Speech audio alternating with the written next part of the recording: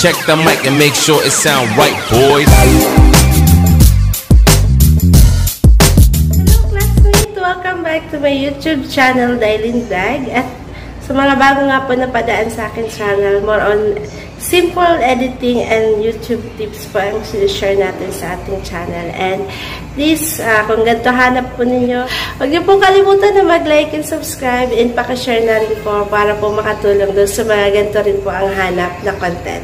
Alright, so for today's video, simpleng tips naman po para magkaroon tayo or makamit tayo ng mga possible subscribers. Paano po natin i-link ang ating mga YouTube channel sa ating mga TikTok account. Ating mga TikTok account. Okay, so may screen recording po tayo. Napakasimple lang po na isi-share ko po sa inyo. Napasundan po ninyo. So please watch this. Okay, so punta po tayo mga classmates sa ating mga YouTube app. And then i-press nyo po yan.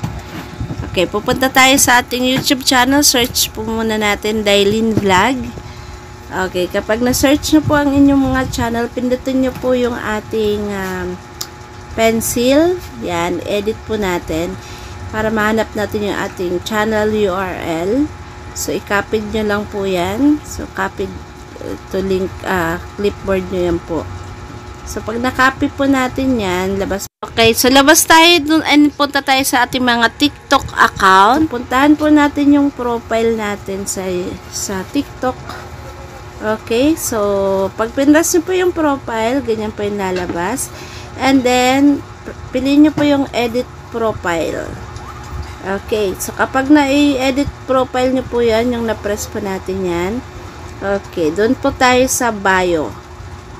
Okay, so ganito po yung magiging itsura niya kapag nandun na po tayo. So yung bio po na nilagay natin previously na working mom po tayo, papalitan po natin yan ng so i-delete muna natin lahat ng mga sinulat natin dati and palitan natin ng please subscribe to my YouTube channel, then curse i-down nyo po and then i-paste nyo po yung mga kinapi po, yung kinapi po natin sa clipboard na YouTube link natin. Alright, and then save na po natin.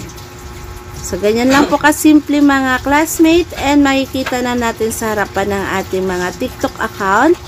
Yan, yung please subscribe to my YouTube channel, then yung ating YouTube channel link. Okay, so possibly makakamit po tayo ng mga possible subscribers and isa rin po yan sa magandang paraan para makadagdag sa ating mga subscribers. So I hope nasundan po. Ayun lang po. Salamat po. Ating tutorial and stay updated po. God bless po sa lahat and maraming salamat po sa panonood. Bye bye!